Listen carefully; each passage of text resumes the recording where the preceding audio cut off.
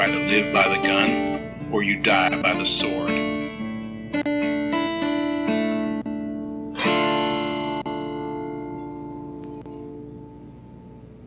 Welcome to the Good, the Bad, and the Weird MicroViews. I'm Nico. And I'm Chris. And today we are actually returning to anime for once after a bit of a break from it. We declared we needed a hiatus, and then we declared that we were done with our hiatus, so Here we are. We also wanted to do a movie kind of about filmmaking in general, too. Yeah, and also just this one, we haven't really covered slice of life yet either. Not really. And this is a different kind of slice of life, too, a little bit.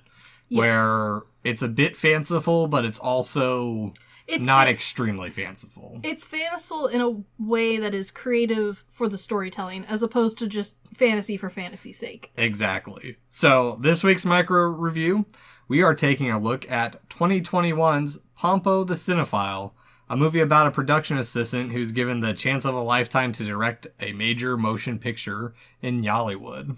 It is a delightful movie. I hadn't heard of it when you had brought it up, but now that I have seen it, I'm going to spend all of my time making others watch it. Yeah, I actually had seen this on a shelf here and there, and what made me really want to pick it up is I saw that SP Film Viewers, they did a episode on it, so picked it up and watched it so I could listen to their episode on it. Yeah, and on top of it being one that I'm now going to push to everyone, it has re-brought slice of life into my scope. It was something that I used to really like and really watch, but once the 2010s hit, I kind of stopped watching it.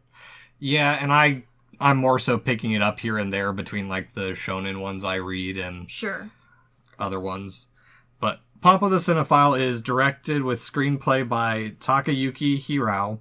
It's based on the comic by Shogo Sugitana, or Sugitani. Sugitani.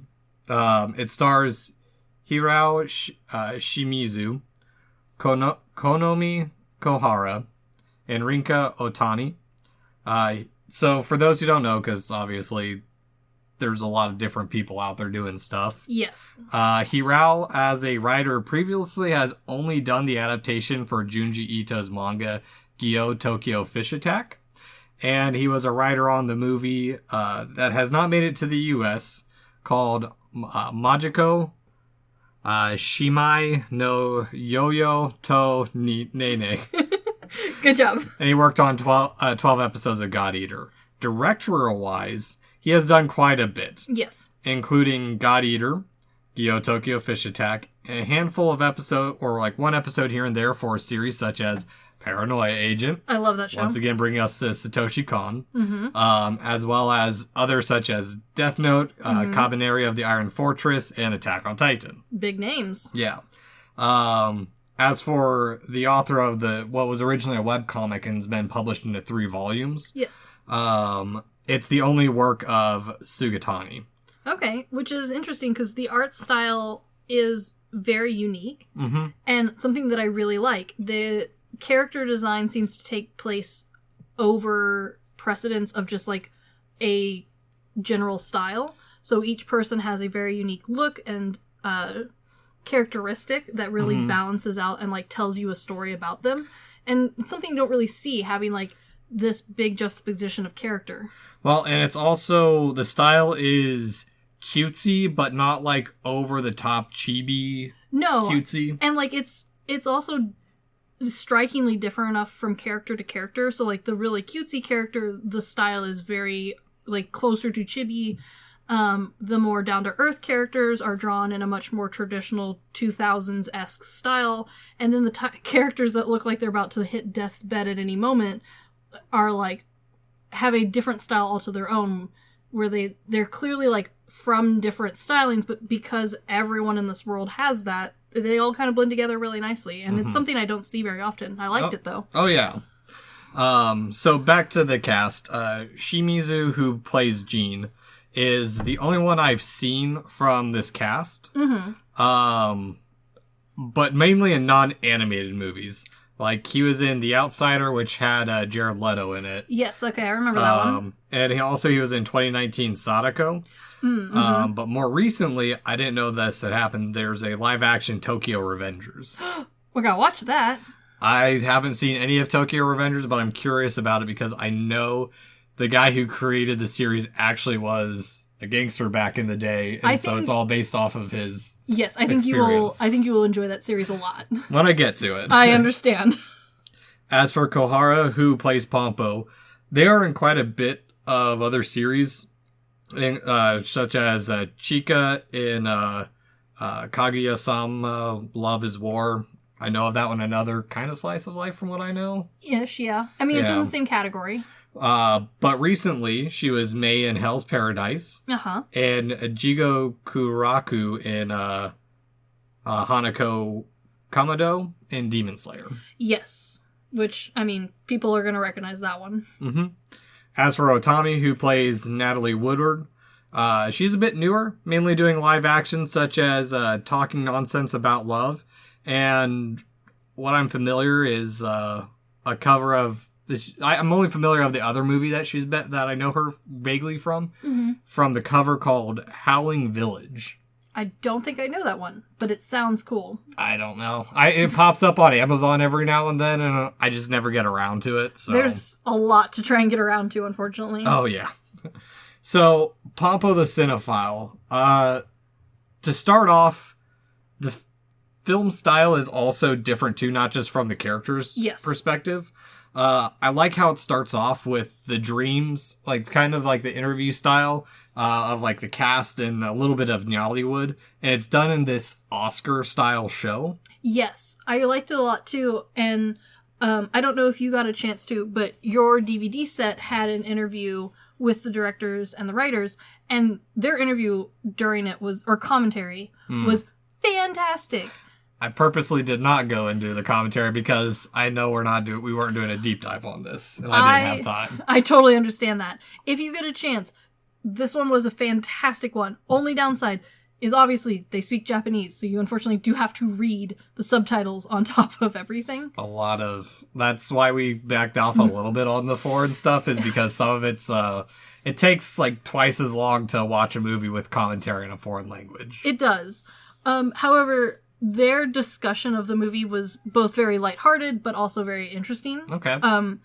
And they did a great job of mentioning, like, yeah, they started it off this way because they were, like, thinking big movie, big styling, but also wanted to introduce everyone quickly because they had a lot to try and get through trying to take this series into a movie. Well, and, I mean, relatively, it's a pretty small cast. I mean, you mainly have...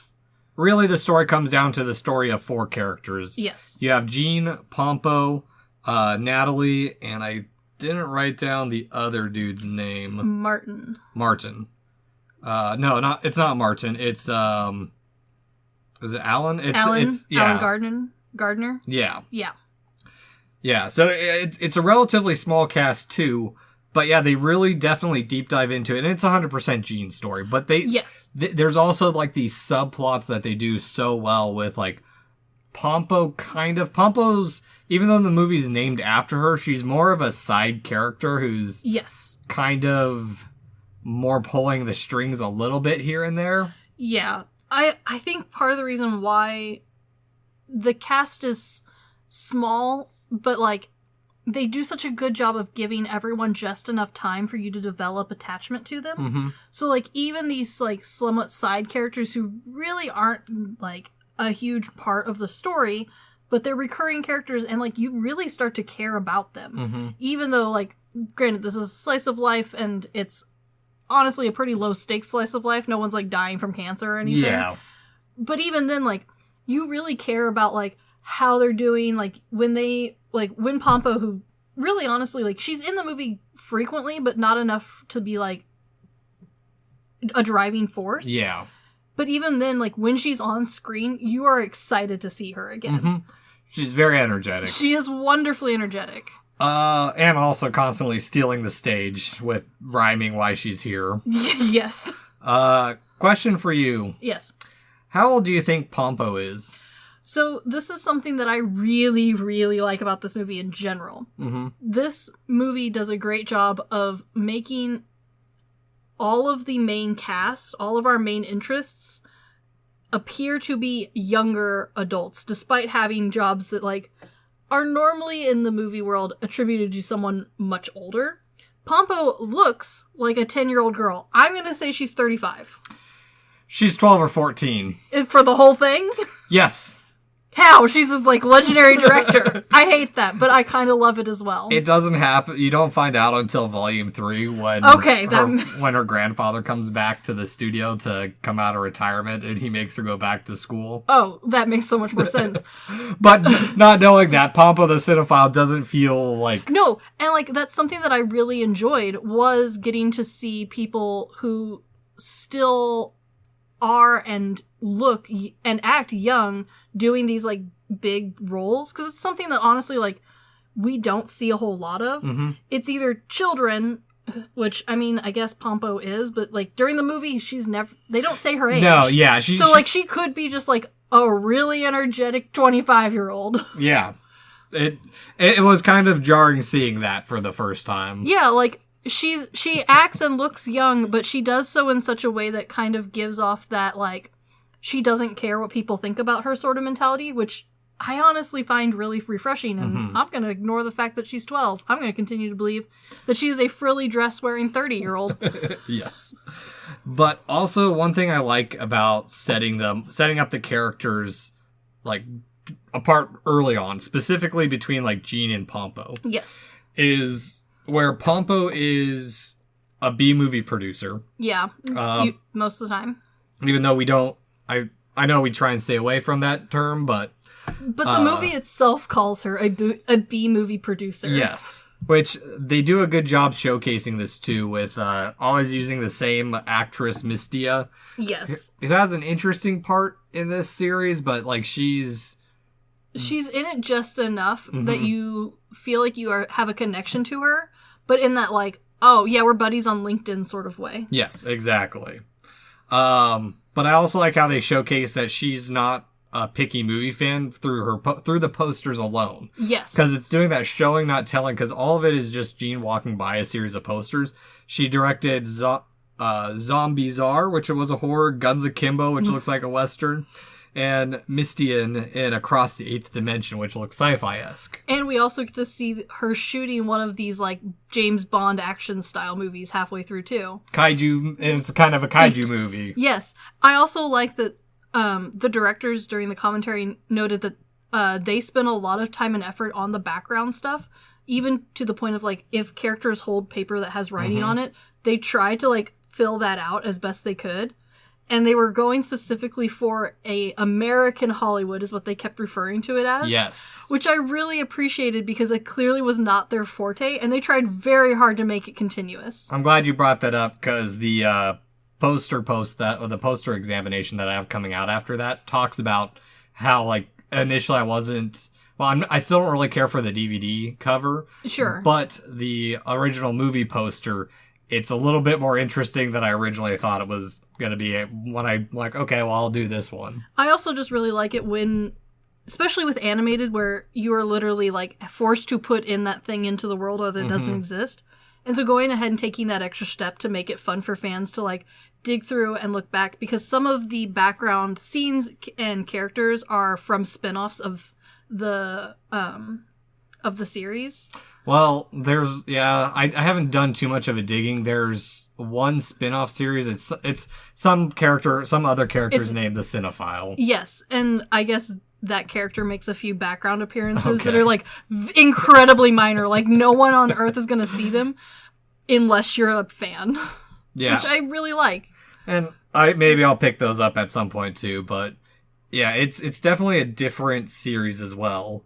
But back to how they differentiate the characters mm-hmm. is when it comes to Jean, though, Jean reminds me of one of my friends a little bit, mm-hmm. where he's only obsessed with, like, the mise en scène and all, like, the artsy, old school, like, classics, you have to watch these kind of movies. The top 100 sort of thing. Exactly. Yeah. Exactly. Yeah, Gene definitely seems like the sort of guy who has not just watched, but studied the top 100. Yes.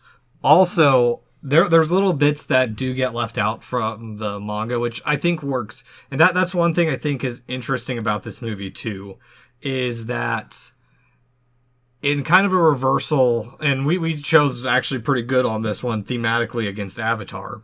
Yeah. Where when adapting across medium, this one hit all the strides. It did. But reworked them to make them more compact when we're introduced to characters. Mm-hmm. Like Woodward. What's her name? Name is Woodward.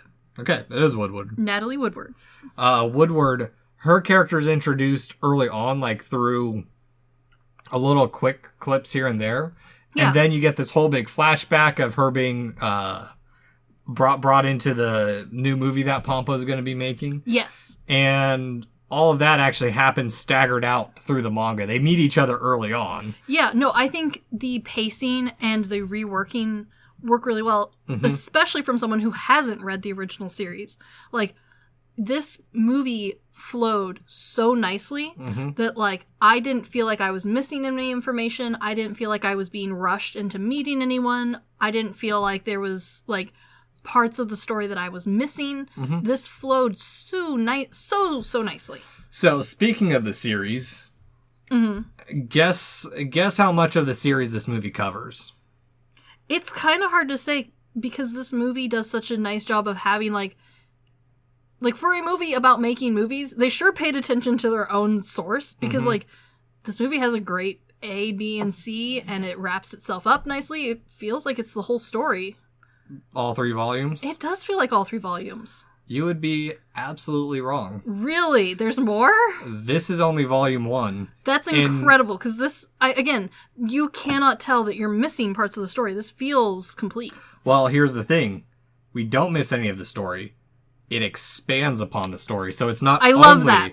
Yeah, there's a character in it who does not exist in the manga. Okay. Gardner.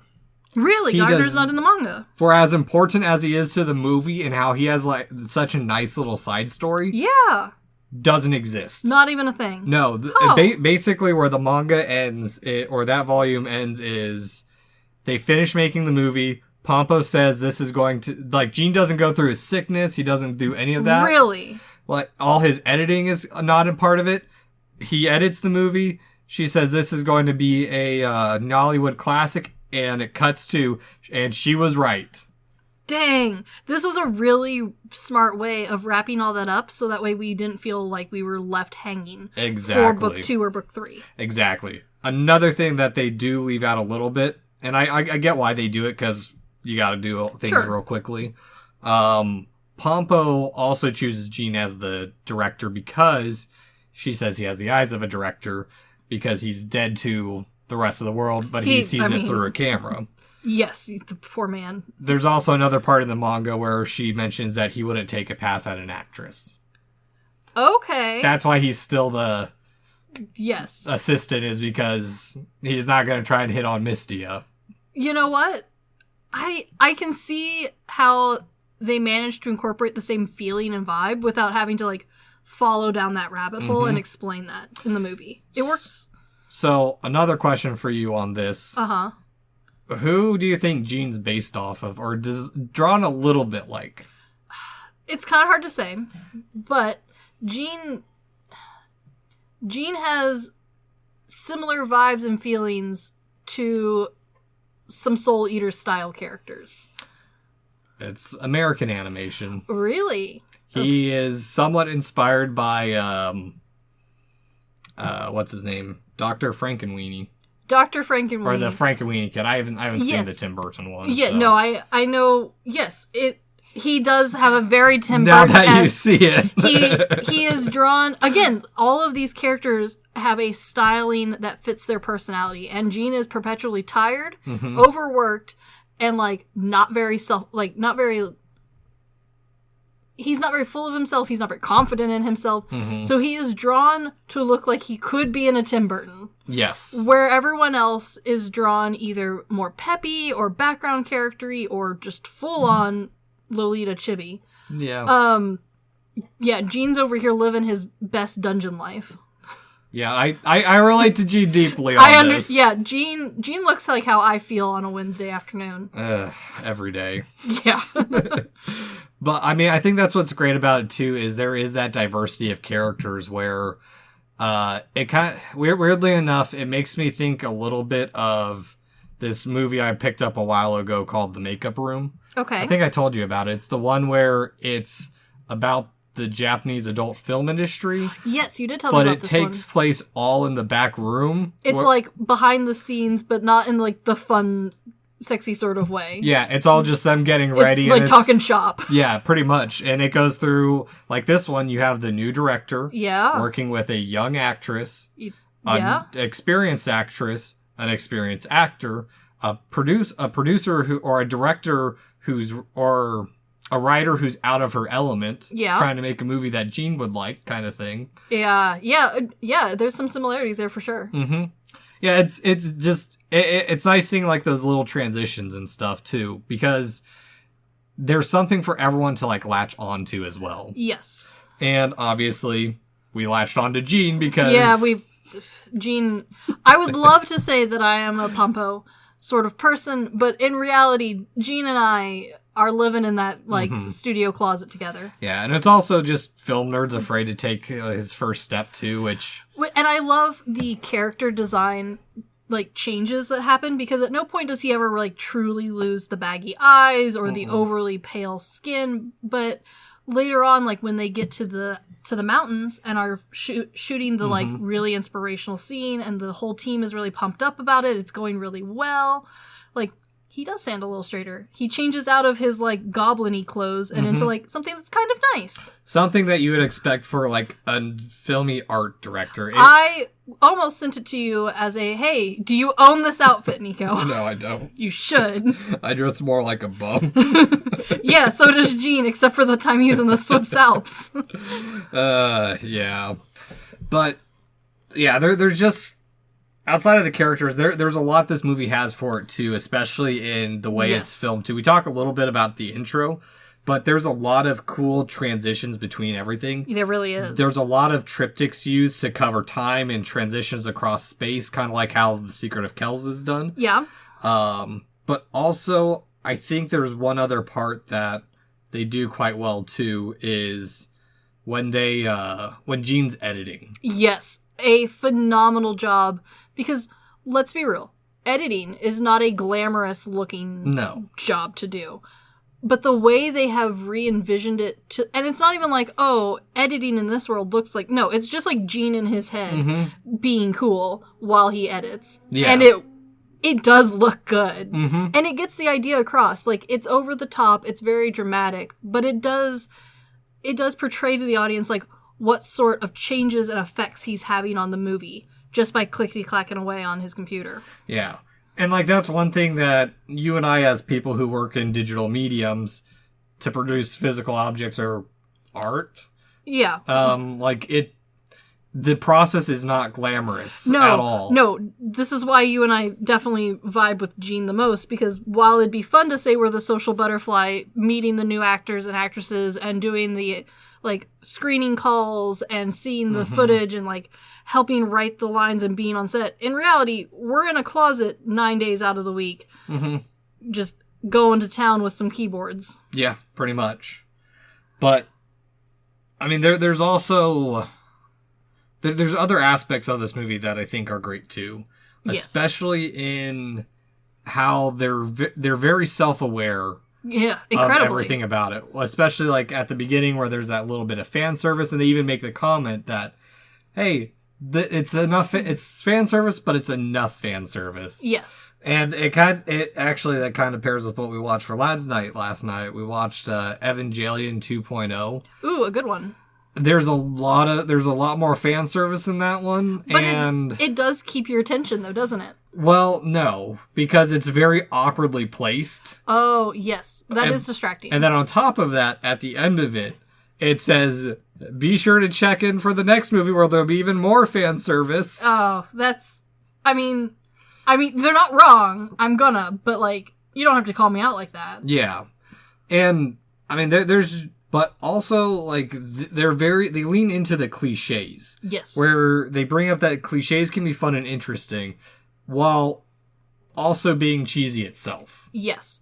The other thing that I think this movie does really well, especially for people who aren't super familiar with the filming and movie making process, is this movie dumbs it down in such a way and then explains it to its own characters, but not in the pull you out of the story sort of way, more of in like a teaching moment way, which then brings the audience up to speed on like how directors are trying to think about a movie before it's even happening, what they're looking for when they're doing writing, how they like are trying to see and train an actor or an actress to like hold themselves and speak and deliver lines. Volume 2 and 3 go more into the writing and directing process. So. Yeah, and I thought this one did a great job because it does so in a very nice, quick sort of way. Like, we get a really great quick monologue on, like, what it takes to be a decent actress, where she's going through and learning, like, you need to go to the gym, not just because, like, you're trying to, like, look a certain way, but also because, like, this is a physically exerting job. You need to make sure you eat well. On top of all that, like, this is how you're going to be training. It's not just about big and dramatic. It's about doing things in, like, a finesse way, but also being able to do it over and over and over again. You gotta be Sean Bean climbing the mountain because you don't want to ride the helicopter compared to Peter Jackson editing on a couch for most of the day. And I appreciate that this movie does all of that quickly. And it also, like, it shows us that, but it shows us that in, like, a fun mentor style way, as opposed to, like, this hard grind that everyone, like, no one seems to be upset or, like, troubled that they're making a movie at the beginning. Once we get to Gene's sickness, disease problem, that's Gene's own fault. We've been there. Yeah. We've been there. We know what happened. Stop drinking that much Red Bull, Gene. Or in this, it's Pepsi. For Gene, it's Pepsi, but, like, let's be real. We've been there. I know Gene. I am Gene. Yeah. No, exactly. Well, and there's other stuff to it, too, especially with, what was his name again? Especially with Gardner. Yes. I like that they bring in the financial aspect of the movie, because that is a big part, too. And I like how they bring him in. Like, he's not forced into the movie. He, like, feels like he is brought into the movie in a very seamless, natural sort of way. Yes. And, that again, a good use of flashbacks, because, like, I mean, the flashbacks are intentionally used in this movie to this... Yes. I just go back to fucking Avatar. Yes, okay. So this is basically, when we're introduced to these characters, we get all, like, their story wrapped up real quickly. And anything that's needed is necessary for the story instead of having to bring up, I found a book to where the moon and fish god are. I found where in the city the moon and fish god are. We're gonna kill the moon and fish god. Oh, that's a bad idea.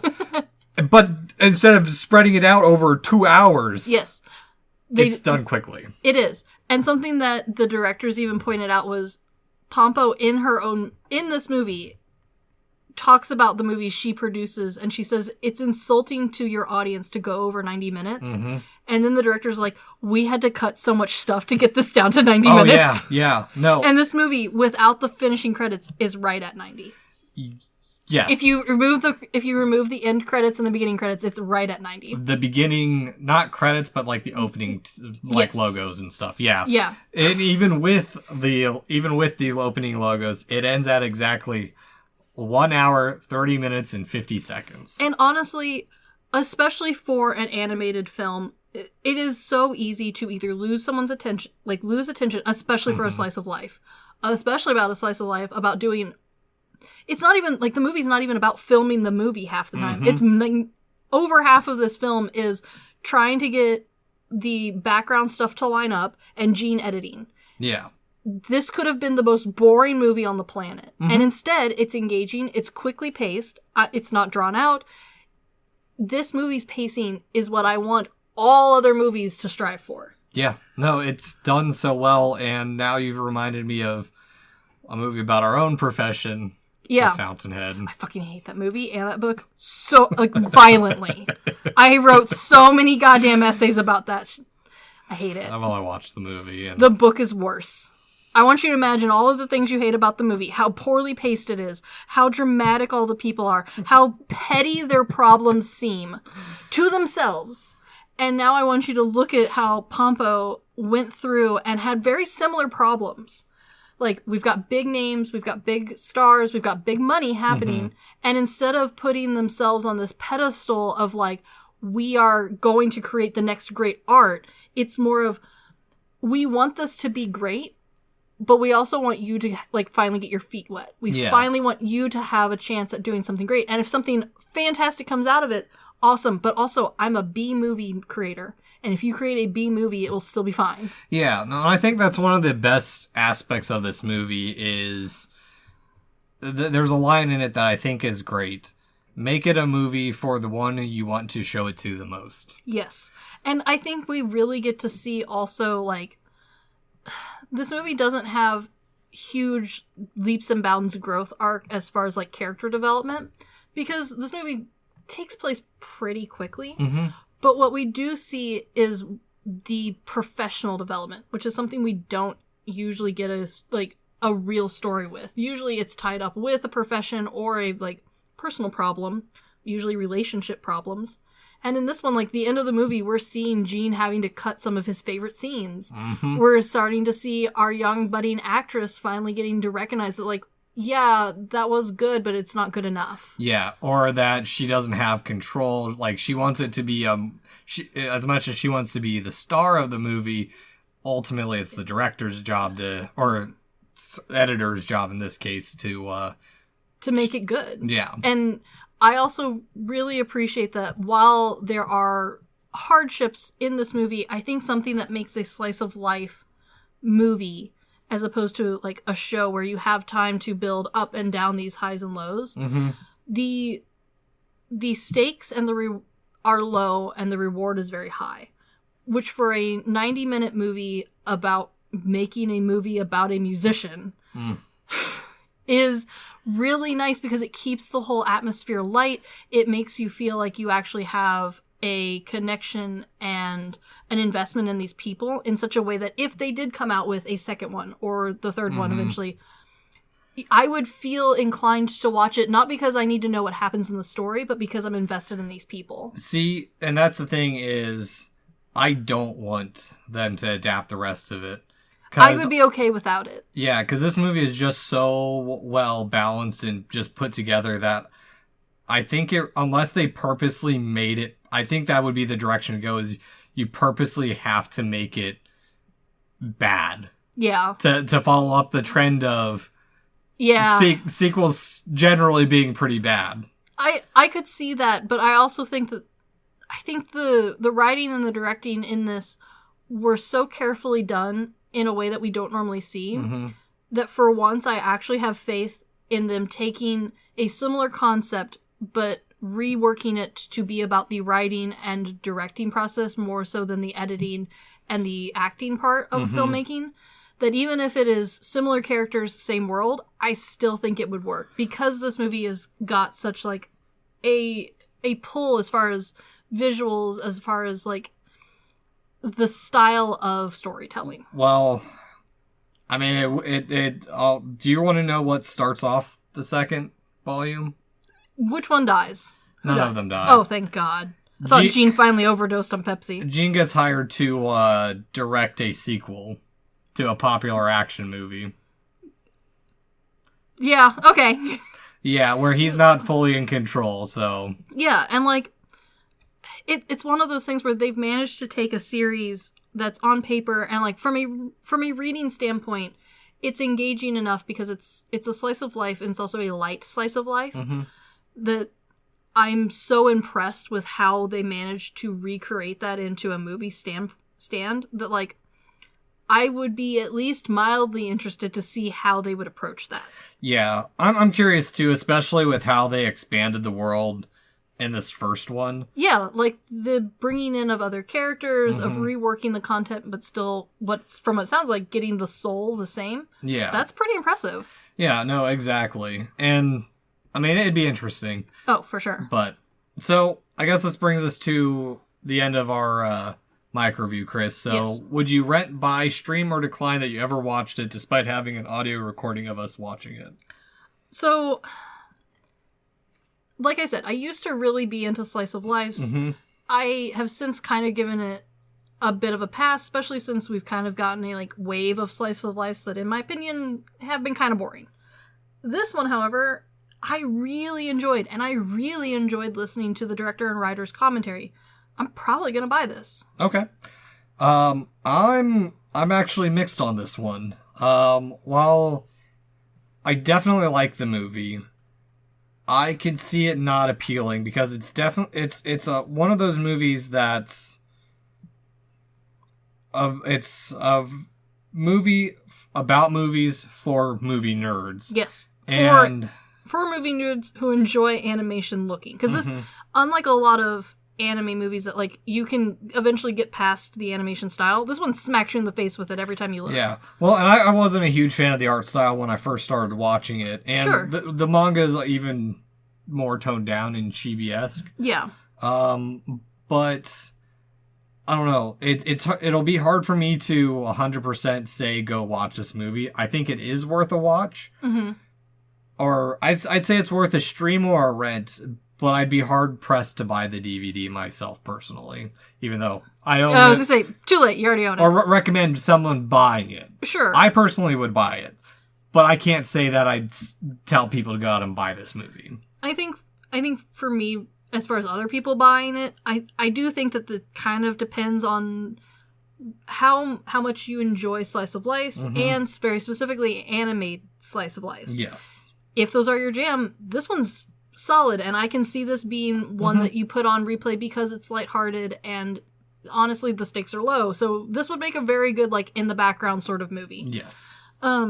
Yeah, if animation styles either are not your jam or something that can really throw you off, I agree. I can see how this might not be someone's cup of tea. Yeah, no, exactly. It's just it's a mixed bag because one, I'm a film nerd, this is my shit. Yes. And this does do a good job of at least artistically and creatively showing you what that process can look like. It's no Whiplash. No, it is not.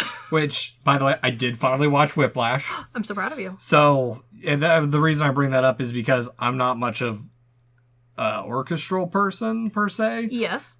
Or jazz person, but it was a very compelling and interesting movie. Yes. That I would recommend for non-music people, whereas Pompo the Cinéphile isn't one that I would particularly recommend to non-movie people. So. I agree. I do think that there are better ones for non-movie people, but again, if you fall into that very small Venn diagram of people, this one's a good one. Yes. So, this has been the Good, the Bad, and the Weird previews. Thanks for listening. Or, sorry, MicroViews. Yes. Peace.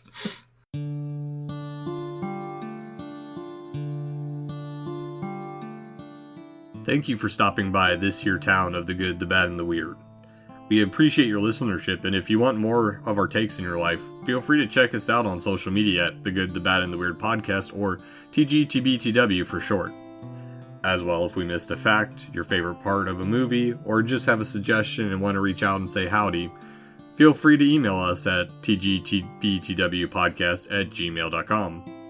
And feel free to join our Discord at The Good, the Bad, and the Weird Podcast, where we talk about movies, just share random banter here and there. And always, check out our podcasters, streamers, or any other content creator we shout out in our episodes. We really appreciate it. And as always, thank you for listening. Peace.